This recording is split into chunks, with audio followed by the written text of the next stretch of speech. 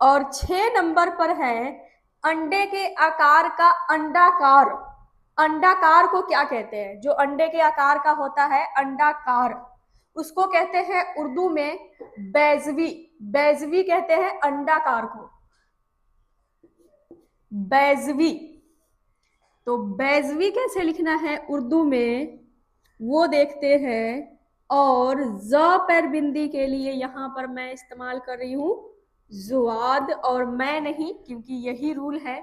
और देखिए बैजवी कैसे लिखा हुआ है, ठीक है। बैजवी, अंडाकार को, अंडे के आकार का को क्या कहते हैं? बैजवी कहते हैं। और यहाँ पर आप सबके आसानी के लिए मैं यहाँ पर लिख रही हूँ हिंदी में भी। क्या होता है कि कई बार जो हम बोलते हैं सामने वाला मतलब थोड़ा सा अलग थलग सुन लेते हैं, तो इसकी वजह से क्या होता है कि वो गलत लिख लेते हैं। मेरे ऑफलाइन वाले क्लास में भी ऐसा होता है कि मैं बोलती कुछ और हूँ और स्टूडेंट लोग लिख कुछ लेते हैं। क्या कि वहां पर वो लोग क्या दिक्कत कर, उनको क्या हो जाता है कि ज पर बिंदी कभी कई बार वो लोग नहीं लगाते हैं, कुछ और सुन लेते हैं, है ना। तो इसके लिए मैं लगा दी हूँ, ठीक, लिख दी हूँ हिंदी में।